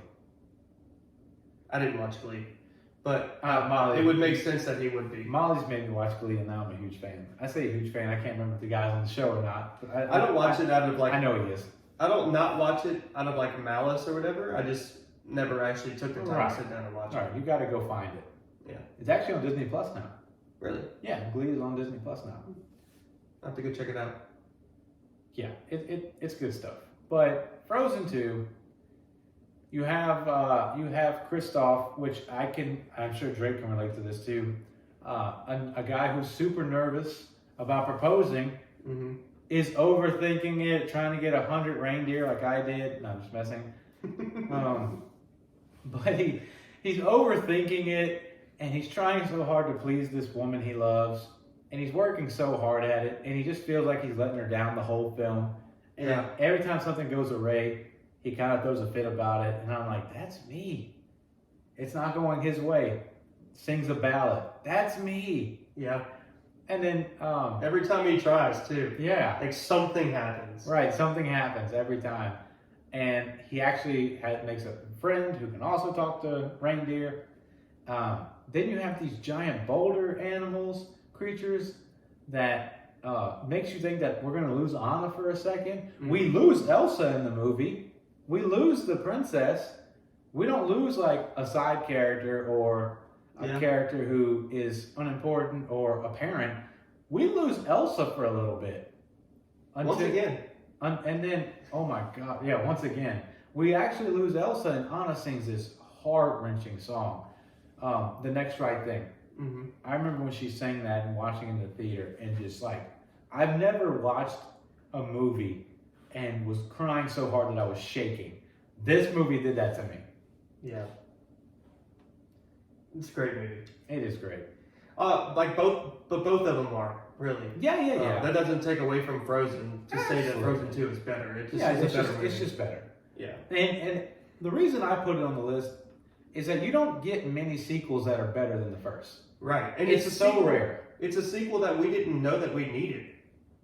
I didn't know that they needed to tie up all these extra stories. Right. Whenever they said that they were making Frozen 2, I was like, are you serious, man? They're just milking this cash cow. Right. Exactly. But turns out it was better than the first one. Right. And it's not often you get that. Usually you get these, and especially like in the 90s, early 2000s, you would get a sequel, but it wouldn't even hit theaters because it'd be so poor and so poorly made, it would get straight to DVD. Yeah. But this was a full-on production, and they outdid themselves. And then the little, speaking of side characters, the little spirit lizard, who's like a flame and it catches things on fire. Yeah. I mean, and then the water horse, the spirit water horse, that's also an ice horse. Yeah. The one that she rides into Arendelle. Yeah, especially when she's like, show yourself, and she's like riding a horse. Yeah. It's intense. Yeah. So Frozen 2 is your number 4. Yeah, Drake, we are finally at the podium. Yeah. No losers here now. You either get bronze, silver, or gold. Yeah. All right. You ready for this? Yeah. Let's hear your number 3, brother. My number 3. And I'm going to preface this by saying it's not going to be a popular decision. I'm getting ready to throw hands. There's going to be a lot of people who this is their number 1, and there's no different decision that anybody could ever say that's right. Like, The Lion King, for me, is number 3. Okay. I'm not mad about that. The plot really is perfect. Like, you can't deny why it's everybody's favorite. Right. It flows perfectly. They give you like such a short amount of time with Mufasa. Yeah. But it's so meaningful that like his death is so powerful, and it shows you why it means so much to Simba, even though he's only in the first like 30 minutes of the movie. Right. So like, yeah, I mean, the plot, all that, Elton John, Hans Zimmer score. I mean, yeah, there's another crew that don't miss. Never. And they put these banger of songs into a Hamlet, a lion version of Hamlet, and that's why it's not my number 1. That's why it's not your number 1. Yeah, because it's a direct ripoff of Hamlet. So I was actually doing some research, and they said that it was just kind of a happy coincidence. I don't know if I believe that. I'm sure they did. I'm sure they. I'm sure they took the story because Disney has a knack for going get stories that are already made and then remaking them in their own likeness. But Will Shakespeare, he's public domain. Yeah. So you can take his and not even tell him. I mean, that's fair, but this movie to me was plagiarism. Yeah. I mean, it's almost put in the same page for page, right? But that doesn't take away from the fact that it's a fantastic. It's amazing, movie. yeah. And yeah. the animation, wonderful. The acting, the music, everything. I mean, you can't take that away from it. No, that's why it's in my top 3. Festival of the Lion King at Disney World. Right, and like Scar. Oh yeah. The perfect villain. Yeah, so dark.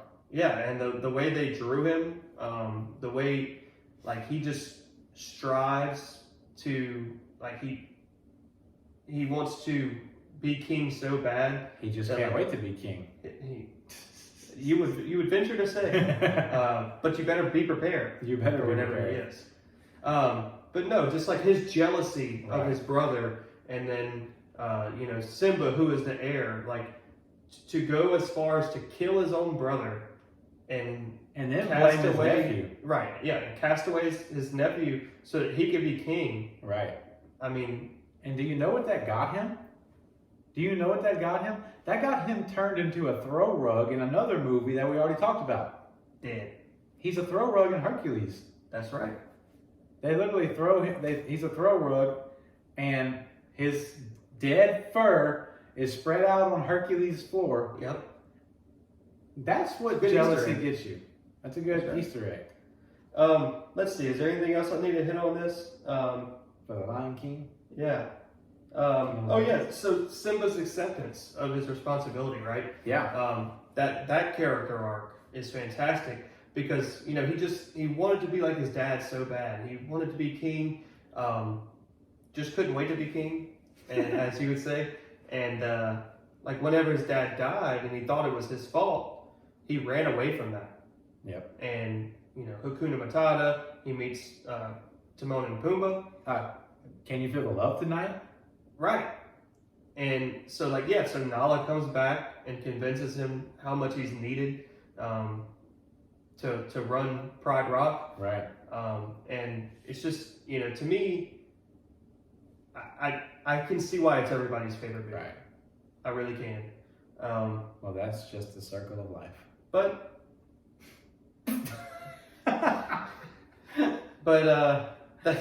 the Hamlet ripoff bumped it down to number 3 for me. Hamlet King. All right, so I guess it's my turn. Taking the Bronze for me is a show that is very, very near and dear to my heart. A movie that's very near and dear to my heart. Man. It means a lot to me. It really does.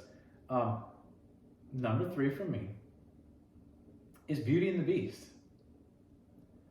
There was 3 of them that I thought this was It going to be. all could have been. And I didn't know which one you were going to go with. It could have been all of these.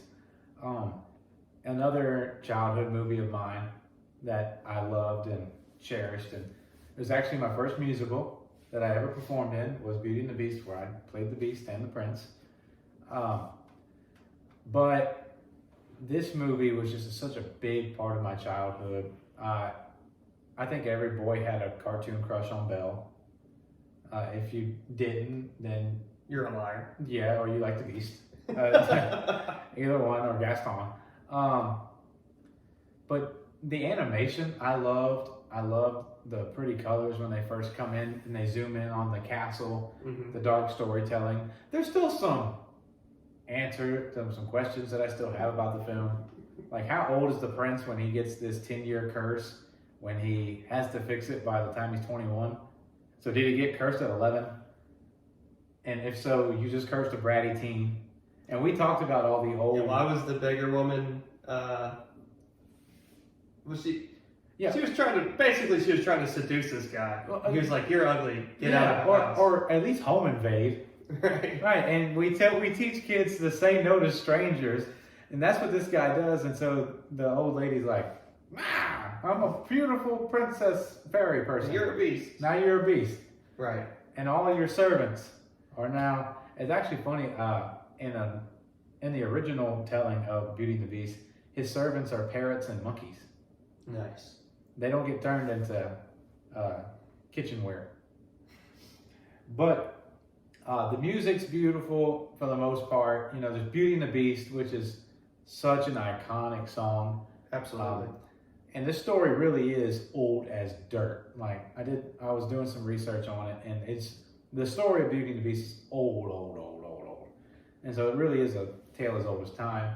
You have not Beauty and the Beast. You have Be Our Guest, which is, I don't know if they ever did like a full-on Broadway-style musical number in an animated film before, but besides maybe something like Fantasia, but this was like next level for Disney when they did this.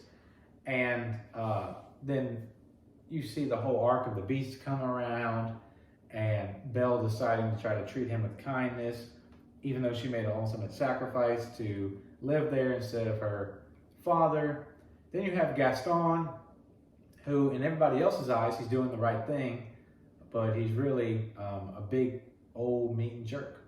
Yeah. Also, he's the reason why the woman at the beginning of the movie is asking for 6 eggs, and she can't get any. Because if you go back to Gaston, he tells you about how, now each morning I eat 5 dozen eggs. He's eating all the eggs. He's a horrible Disney villain. Not only is he a misogynist who believes women shouldn't read, he also wants to kill things that threaten his romantic relationship.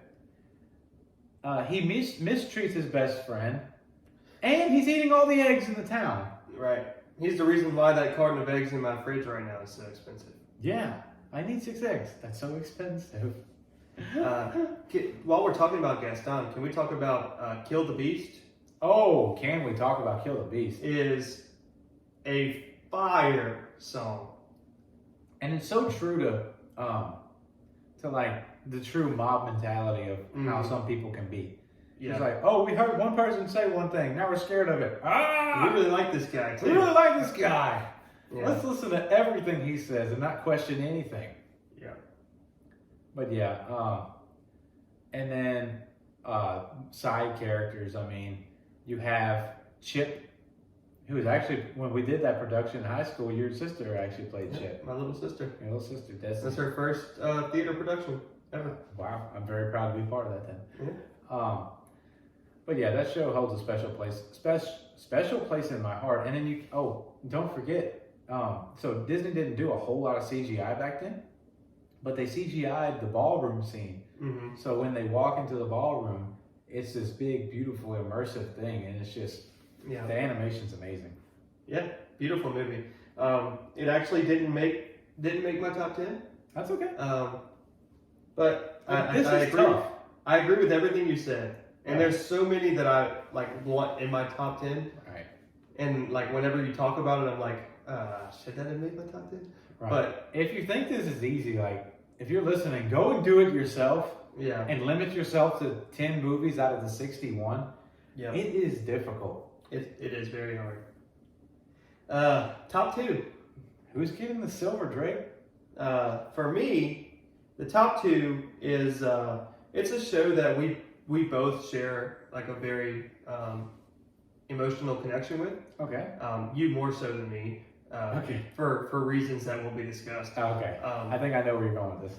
But yeah. So number 2 for me is The Little Mermaid. Woo! Yeah.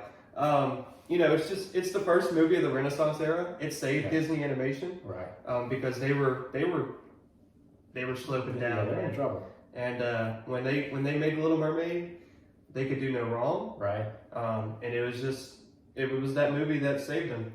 Classic Alan Menken and Howard Ashman songs. Under the Sea is, you go anywhere in the world and they know Under the Sea. Part of that world. Yeah. Or part of your world, whichever version you want to listen to. All the songs are fantastic. Fathoms Below that gets played in the beginning. Yeah. A lot of people look over Fathoms Below. It's underrated. But especially because we sang it. Right. If you're just with a bunch of guys on a boat, it's really fun to sing. Yeah. So if you have a friend with a boat, go out there and learn Fathoms Below. So let's touch on our experience with this show. Yeah. Okay. So not to take your thunder, I'll let you go so you Go can for it. you can shine, right? But I shined enough in the show. but no. So That's I played the parts of Grimsby and Jetson. I was Jetson, the eel. amazing performances.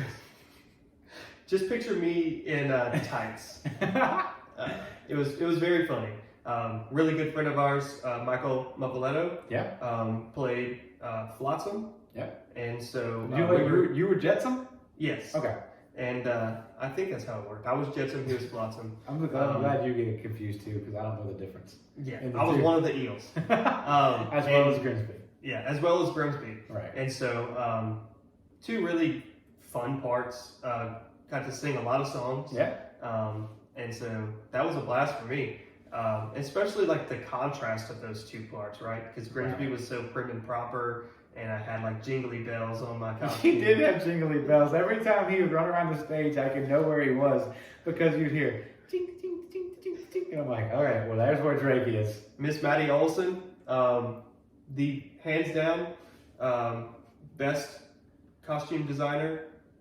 She created an angel on earth. Yes, she created my Grimsby costume. Did a fantastic job. And also Galen Ambo, who was the lead costumer for that show. She handmade just about every costume in that show. So Galen and Miss Maddie, they made us look fantastic in that show. They did a great job. I want to apologize because I ripped the butt of my pants so many times in this show. At least we ran the show for 3 weeks with an extra performance at it, and I ripped my pants. I think Drake, 3 days a week, probably so. And they had to keep patching me and putting pins in my butt so that my pants much like SpongeBob, you were the fool who ripped his pants. When I ripped my pants. No, so what was your role in that show? So I played Prince Eric in the right. show. I've played a good bit of Disney princes. He's typecast a lot. I am typecast. I don't know why. They keep telling me to come back. And I'm like, you don't want to do this. No, but it was a bucket list show for me. I saw it at the Sanger Theater in New Orleans, and I fell in love with a song called Her Voice from the stage adaptation. Mm-hmm. And when our local theater decided to do it, I was like, I got to audition. So, and then my buddy Drake here, of course, I knew Drake from high school. And so we kind of reconnected in this show because we had been out of touch for a little while. Yeah. And so I do the show, and as fate would have it, my female counterpart who played Ariel, Molly Beth Blanchard, is now my real life fiance 5 years later. That's great. We kind of fell in love during the show, spent some time apart to see if it was more of a stage thing or if it was real. It ended up being real. She decided she wanted to keep putting up with me. And now you get married. This last November, I asked her to marry me, much like we did on stage. So it's crazy how life works. Yeah. But that's why Little Mermaid, especially the stage show. I love the movie, don't get me wrong, but especially the stage show and the whole story of Little Mermaid holds such a special place in my heart. Absolutely. So our emotional connections to this show, right? Put it where it's at to me, at least. It's my number 2. Yeah, definitely. And then also, like, there's a few other things, right? Like Triton's character arc. Yeah. You know, how he was just so strict on her, and then, you know, you realized that he was doing nothing but pushing her away. Right. And we kind of skipped a song a while ago. Poor Unfortunate Souls? Ursula. Big bad Ursula, the octopus queen? Yes. I think she's an octopus. Something like that. Maybe Squid Lady. Drag queen octopus. And can we talk about the side character of the literal poor unfortunate souls who are like heads in jars? Yeah. Because she's little taking worms. Little grubs. Because she's taking their souls. Yeah. Like, is that all mermaids? Or just people who made deals with Ariel anywhere in the sea? Like, bad deal. Yeah. No, but Ursula is a fantastic villain. That was actually on my list as well. And then Ariel to me she's defiant, but she's defiant for all the right reasons. She's not just defiant to be that person, Right. And so, she falls in love with a human.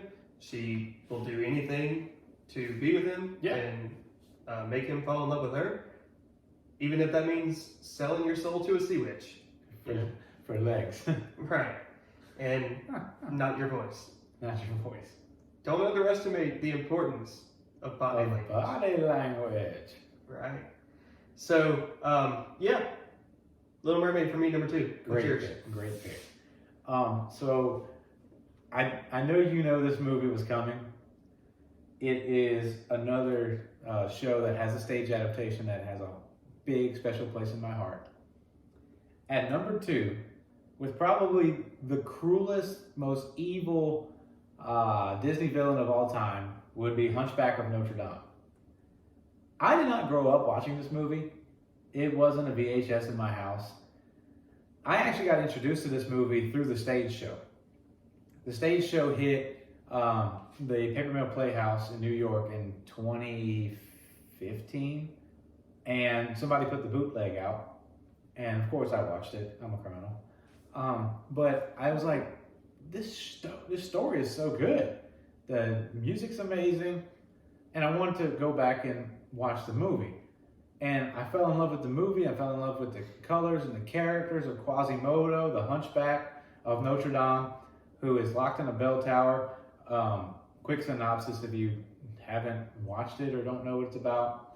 Basically, this deformed fella named Quasimodo, whose name literally means half-formed, is raised by the man who is the judge or the criminal justice guy of the church in France. He killed his mother in the first 2 to 3 minutes in the film. Nice. You guys, thank Drake. Nice, Dad, Mom. But Judge Claude Frollo kills Quasimodo's mother just because of her class. And it's a big movie on class issues and what's truly important in life, the content of your character, not where you come from or what you look like. So that movie spoke big to me even as an adult. And so Quasimodo grows up being taught by Judge Claude Frollo, this wicked man, that nobody will ever like him, nobody could ever love him because he's deformed and ugly. Well, he meets this woman, Esmeralda, who is a nomadic woman who is in town for a festival. A festival? Yeah, the Festival of Fools. The King's Festival? Not quite. The Festival of Fools. And so it's where they celebrate, and so they celebrate all these people and they dance, and all of a sudden a soldier comes into town, and now there's a love triangle between Captain Phoebus, the soldier who leads the guard now for the church, Judge Claude Frollo, and Quasimodo. And Quasimodo, obviously, he loves and he wants to just escape his tower, kind of like Rapunzel. And he just wants to live out there in the world with real people. And Judge Claude Frollo is a perverted freak who can't hang on to his real emotions and can't deal with his real emotions so much where he sings a song about it called Hellfire, which is a banger of a song. And then he ends up trying to kill the woman that he is craving so badly because he can't handle his appetite for her, I guess you could say. Yeah. To put it in classy terms, I guess. But he ends up meeting his demise in the way most Disney villains do. He falls off the top of the bell tower, and everybody survives after that. But it has so many great songs out there from Hunchback, obviously from Hunchback. Out There, Someday, which is sung by Esmeralda, Hellfire, which is sung by Claude Frollo, which is him going, basically, I want this woman to be mine, or I want her to go to hell and burn in eternal fire forever. Sheesh. This is the issues this guy has.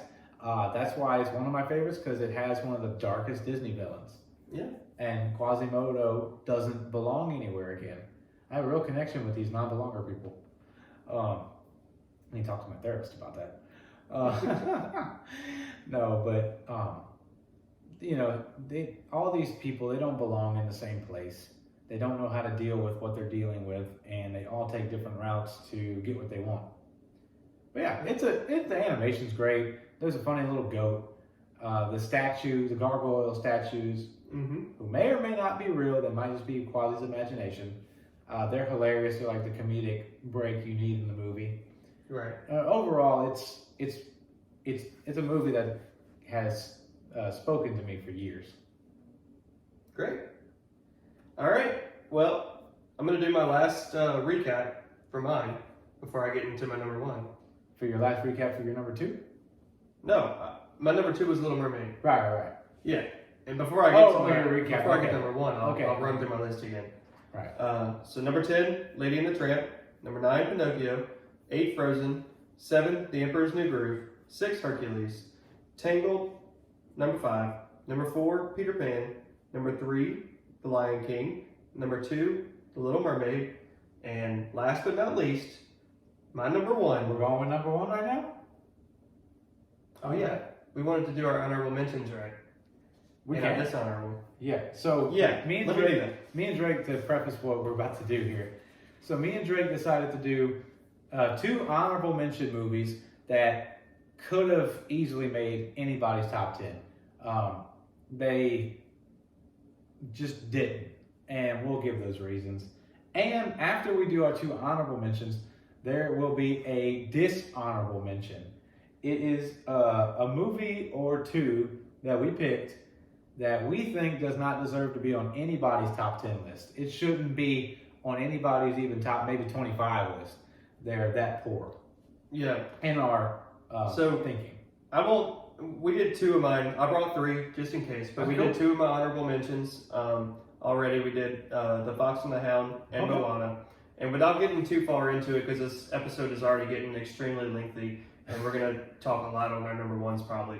But number 3 for me on honorable mentions was Bambi. A timeless tale, beautiful animation. Right. And the story of Bambi's mother is perfectly sad. And It's perfectly sad. It is. It really is. And then there's an effective villain that you never even see on camera, and it's us. Right. Man. Bambi. All right. So my 2 honorable mentions are The Lion King. It didn't make it because it's a great movie, but it was one of those interchangeable ones that could have made my top 10, but just it fell a little bit short for me. Mm-hmm. Number 2 honorable mention is The Black Cauldron. Interesting. And I talked to you about this, and this movie has become like a cult favorite of mine now. Reason being is the story is all over the place. So it basically starts, and I'm not going to go too lengthy on it, but a lot of people haven't seen it. Basically, this little boy is helping a pig farmer raise his pig, and he goes on this adventure because there's this black cauldron that holds the spirit of an evil king, but only this magic pig knows where the cauldron is. So he uses the magic pig to get to the cauldron. He gets trapped. He runs into a princess, and then he runs into some random other old man. And they never explain to you. Sounds like a great movie. Yeah, they never explain to you why this old man is there. Long story short, they run into this little troll man named Gurgi, who's the most annoyingly cute creature ever to be put in a Disney film. He actually had his own restaurant in Disney World at one time in the 80s and 90s, which was then LeFou's Cafe or whatever. Anyway, then Gurgi, the little troll, sacrifices himself, jumps off a cliff into this cauldron to sacrifice his life to destroy the cauldron and the evil Horned King and his evil demonic zombie army that raised up. And then they trade the cauldron that they now destroyed for Gurgi's life, so Gurgi can come back to life. And all this long, at the end of the movie, it zooms back out. The pig and the pig farmer are back at the cottage, watching this all happen in a water mirror. It was a setup all along. There's also a fairy that looks like Santa Claus, and it's really freaking confusing. But I put this in there because this movie almost made Disney stop animating movies. Yeah, I hated it. It cost $45 million to make, and Disney lost so much money on it, they were like, okay, so we're obviously not good at cartoons, we're going to quit. So it had to make my top 10 list, almost, just for that. Now, our dishonorables, Drake. Yeah. What movie did you pick, or two, that is just never needs to be on anybody's top 10 list? I just brought one, and I'll be really quick about it. Okay. Number one for me, dishonorable, is Dinosaur. Oh, wow. It's got horrible CGI. It did not hold up. It does. It's got an extremely slow plot, underwhelming visuals, and the only reason that it's even remotely relevant still today is because of the dinosaur ride in Animal Kingdom. Other than that, this movie can crash and burn, be forgotten, and never even discussed again. Dang. All right. Well, I'll be quick too. I picked two because one, it tried to sneak away from the Disney canon and it's being drugged back in by me. The first one is Fox and the Hound 2. They made a second one and tried to like retell the story of like Copper joining a hound dog music group, and like in the middle of their cute story, they ruined it. Stop making sequels, Disney. Unless you're doing like Frozen 2. Unless you do Frozen 2 and Jonathan Groff sings an 80 ballad. Right. But it was garbage. I watched the trailer and wanted to vomit. And my real dishonorable pick from the canon is Fun and Fancy Free. Terrible. Jack and the Beanstalk is supposed to be the whole movie. It doesn't happen for the last 10 minutes. And there's this creepy old man who works one puppet while talking to like his granddaughter, but nobody's working this other puppet that talks by itself. Who is running that puppet? Demons. I think pretty much all of those wartime era movies could probably just end up on dishonorable. They can go get burned up in the hellfire with Claude Frollo. Absolutely. So now, yeah. Number one. Gold medal. What is your number one pick? My number one pick is Aladdin. All right, that's a solid pick. From Arabian Nights to Friend Like Me to every song in this movie. Yep. Just fantastic music. Robin Williams as the genie. Rest in peace. Absolutely perfect. There will never be a genie like Robin Williams. No, Will not Smith, even close. Will Smith, I don't envy his position. No, because I wouldn't want to have to follow up on Robin because Williams. you can't. But he did it. No. And no, because you can't. There'll never be a genie. No. Nobody Like can Robin improv on the mic like he did in a studio. Right. And just come up with characters off the top of his head. The lyrics to all the songs in Aladdin are just like so perfectly crafted. Oh my gosh. To every situation that it doesn't feel like it's just a song that fits. Like it. No. It is perfectly crafted for every situation. The story resonates heavy with everybody. It's somebody who's trying to be something that he's not, just to impress, somebody else. Like not to mention that Jasmine liked him more when he was Aladdin anyway. Street rat. She doesn't really like Ali that much. So, don't try to be something that you aren't. Right. Oh, hold on. Did we run out of footage? Oh, it's about to die? Yeah. Okay. And then, no, it just shows that, even the richest people and the most poor people in the world have the same struggles. Right. For the most part. And so, that's a great theme to have as well. Jafar, to me, is like the smartest villain. He's not goofy. He's not dumb. No. He's very methodical, and I love that in a villain. Yeah.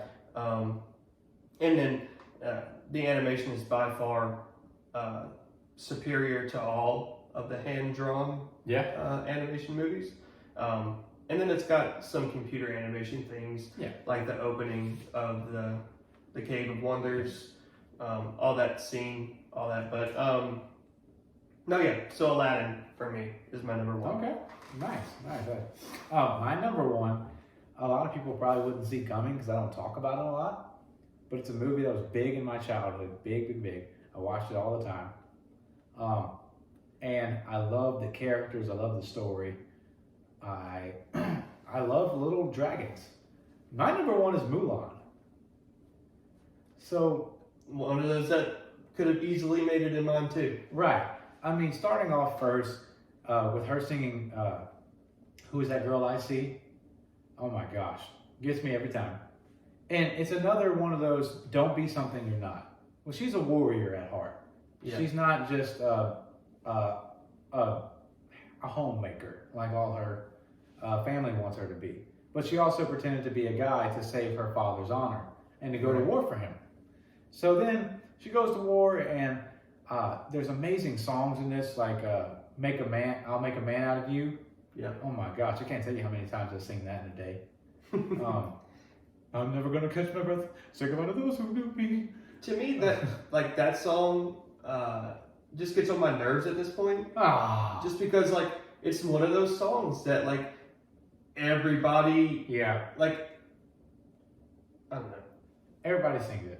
Yeah. Everybody. And it just gets on my nerves. I don't like things that everybody else likes, I guess. Well, yeah, and it's been made into TikTok sounds and everything else. But I get it. It is still a good song. right. One thing I quote all the time is dishonor on you, dishonor on your cow. Mushu is probably one of, if not the best sidekicks in a Disney film. Eddie Murphy is hilarious. Eddie Murphy is so hilarious. Anytime you can, look what DreamWorks did with him, you know? Yeah. I hate to bring them in here right now, but Mushu is trying to get back to being a spirit guide for the ancestors, and he's hilarious. And then there's the Lucky Cricket, and it's just a really funny movie, but with real heart behind it. There's some devastation that happens with the Huns who destroy a village, and you can it's so obvious that they murdered a little girl, and that's not funny, but it's very dark for 90s Disney. So yeah, number one for me is Mulan. Nice. Well, do you want to just run through them again one more time? Yeah, let's run through our list. That's the end of this. Yeah. Lady and the Tramp 10, Yep. Pinocchio 9, Frozen 8, The Emperor's New Groove 7, Hercules 6, Tangled 5, Peter Pan 4, The Lion King 3, The Little Mermaid 2, and Aladdin 1. And for me, we had Princess and the Frog at 10, Hercules at 9, Fox and the Hound at 8, Tangled at 7, Moana at 6, Tarzan at 5, Frozen 2 at 4, Beauty and the Beast at 3, Hunchback of Notre Dame at 2, and number 1 taking it home is Mulan. Nice. Yeah. So with that, that's our show. Trying to wrap it up right at 2 hours. Oh wow. Yeah, we've been talking for a while. I didn't realize we were going that long. Yeah. So please follow us on our socials. Yep, at the Laughin Place Pod, right? Yep, the Laughin Place Pod on Instagram and Facebook. Leave out that last G, Laughin. Laughin Place. Laughin Place. And let us know what we did wrong. Yeah. Why is our list wrong? Why was our list wrong? What would you fix about our list? Absolutely. Yeah. So with that, that's our show. Yep. We'll see you next week. Hopefully you make it all the way through the 2 hours of this. Hopefully so. Um, And watch out for the snakes in your boot.